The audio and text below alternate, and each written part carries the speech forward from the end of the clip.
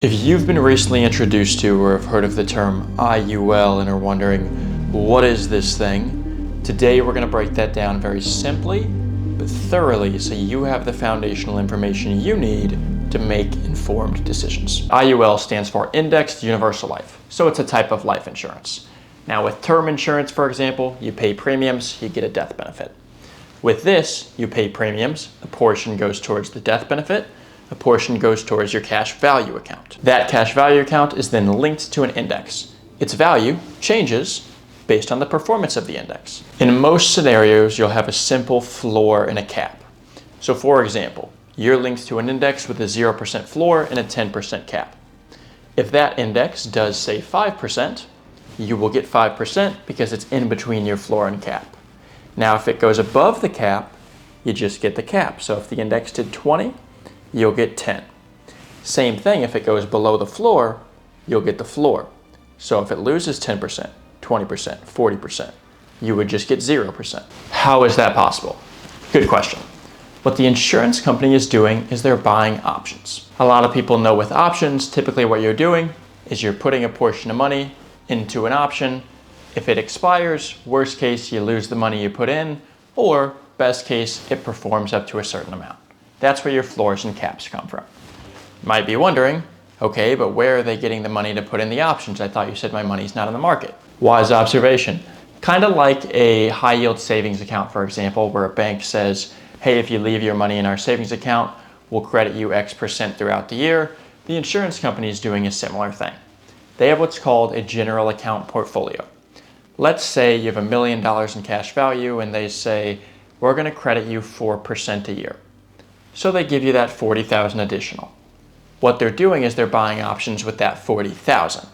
The million is still in there. So even if the option fails, you still have the million. So kind of to summarize this one more time, let's assume it's a 1-year point-to-point option that you're buying. You put the $40,000 into an option. If it completely fails, you still have the million. If the option does well, that gets credited back to your account. So you have your floor of 0, because if it fails, you're left with $1 million. And then you have your cap of 10, which is best case, that 40,000 turning into 100,000.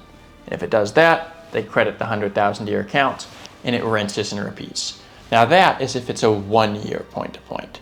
There's also 2-year, 5-year, participation rates, there's spreads, there's multipliers. This is just a simple example of what most indexes are like in an IUL. Well, hold on, what's a participation rate? What's a spread? What's a multiplier? I wanna know what those things are.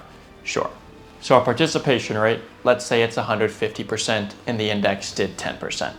You would get 150% of that, so you would get 15%. Some indexes will have a participation rate of, let's say 50%. So if that index does 10%, then you would only get 5. Spread, what is a spread? Maybe they raise your cap. Instead of 10, your cap's 30. But you have a spread of 10, meaning if the index does 30, you got to pay 10% for that, so you only get 20. What's a multiplier? Some companies, very few, will offer you the option to say, I know I have $1 million, and I know you were just going to put my 40,000 into the options, but I would like to put another 40,000 into the options, therefore buying 80,000 in options.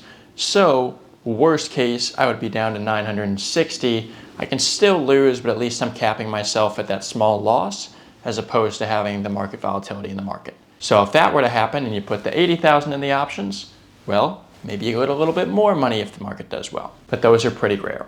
With most companies, what you're going to see in the majority of most IUL portfolios is going to be a simple floor, a cap, a 100% participation rate, no spread, no multipliers. If you wanted to know the extra details, there you go. While all of this is going on, because your money is growing inside of an insurance policy, that money is not considered to be an investment. So it is actually growing tax deferred, meaning you're not paying any taxes on any of those gains. As that money is growing, you have the option to realize those gains by withdrawing anything above what you initially put in, or what I think is typically smarter, taking policy loans. Those are tax-free and you technically still haven't even realized the gains if you do that. So when people say IUL produces this tax-free income, they're talking about taking loans from the policy, not just withdrawing. But if you do want to withdraw, you can retrieve everything you contributed to the policy at a maximum, and all of that would be tax-free. So if you contributed 500,000 to a policy and it's grown to 20 million, you can take out the 500,000 and that part's tax-free. Now, if you took out 600,000, that 100,000 is of course taxed. But that's only through withdrawals. Again, if you were to loan out 600,000, none of it would be taxed. All right, quick summary before we get into the next part. We have an insurance policy, we're putting money into it. Part of it goes towards the death benefit, part of it goes towards the cash value. That cash value is linked to an index, it's not all in the market, and it's going to grow tax deferred. We can then access that money tax-free through policy loans. Continuing forward, there's two types of loans. We can do a fixed loan or we can do a variable loan. Fixed loans are sometimes called zero wash loans, and these aren't always offered in early policy years. The idea behind those is typically you'll loan the money out at a fixed rate, let's say 2%, but the insurance company will then guarantee that that same money will be put in an account that will gain 2%. So you're loaning at 2%, but it's also gaining 2% over here. So it's zero wash. You're basically just accessing the money tax-free. Now, like I said, they're not always offered. Sometimes in the early years, you end up loaning out at 2.5 and they guarantee you 2. The variable loans, which I think are typically smarter, are going to fluctuate, hence the term variable. Usually they'll have a cap. So let's say it's a variable loan with a cap of 5%, meaning that loan rate, you'll never pay more than 5%. You're not going to pay 7 on it. Now what they're doing is they're allowing you to loan that money out at 5 at a maximum, but as you're loaning it at 5, it's still going to stay linked to the index. And if that index does, let's say 7%, you're going to get credited the full 7. So you gained 7 on money that you've loaned out at 5 and already spent, but you paid 5 on it, so you gained a 2% spread. If the market gained 10%, you would get 10, you paid 5. Now the risk, if the market does 0, you still pay 5. So in the long term, the hope is that it averages more than 5, and then you make a spread there each time. But there is years where if you do 0, you lose 5. If you lose 0, if the market loses 3 times in a row and you do 0 3 times in a row, you still lost 5 all 3 of those years. In the long haul, of course, the goal is they even it. Of course, as you continue to take money out, these loan balances are going to continue to grow, and some people can think, that makes me nervous. Big loan balances. Do I have to pay those back? When? How does that work? You don't actually have to pay those back. Some people think you do. They are going to continue to gain interest, but you don't. All that's going to happen is your death benefit is going to take that loan balance and subtract it from itself. So if you had a death benefit of 2 million, a loan balance of 1.5 million, and then you passed away, all that happens is your beneficiary, instead of getting 2 million, uses the first 1.5 million of the death benefit to pay off the loan, and then they would get the 500,000. So they take all of the loan, snap, and it's gone from the death benefit, and the remainder goes to your heirs. And of course, because it is an insurance policy, that's going to transfer to them tax-free. So the 500,000, it's not going to affect their income bracket. They're not going to have to pay any taxes. Completely tax-free transfer. That is IUL when it's done properly. Now, before we end, 2 quick warnings for someone who is considering IUL. First is they can be structured incorrectly. I know this term gets thrown out all the time. You need to structure it properly. You need to structure it properly. You need to structure it properly. But what does that mean? Typically, it's going to mean having the most cash value for the least amount of death benefit. So if you remember back to the beginning of the video, I said you put money into the policy, part of it goes towards the death benefit, part of it goes towards the cash value. The problem is if it is structured to where 50% of your money goes towards the death benefit and 50 towards the cash value, who cares how good it is if I instantly take a 50% hit at the beginning? So you want to make sure you have the least amount of death benefit for the most amount of cash value. Now there is a quick and easy way to test this for large lump sums and monthly amounts. For monthly amounts, it's much easier. So let's say you're putting in $2,000 a month. What you want to do is take whatever that is on an annual basis. So 2 times 12 equals 24,000. And you want to line up that number with the guideline level or the guideline annual premium. Some companies use different terms, but they mean the same thing.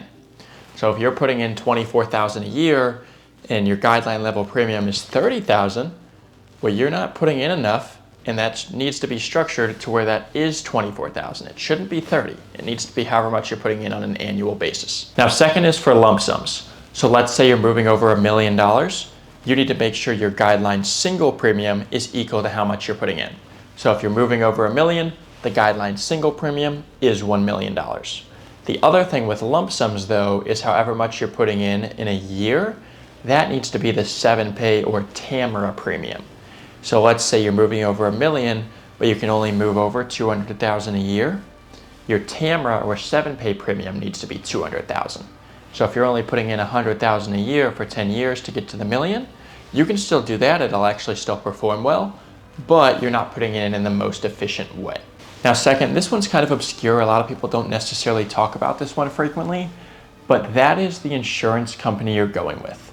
There's tons of companies out there that I'm sure are great and 30 years from now are going to be treating their old policyholders well, and that's wonderful.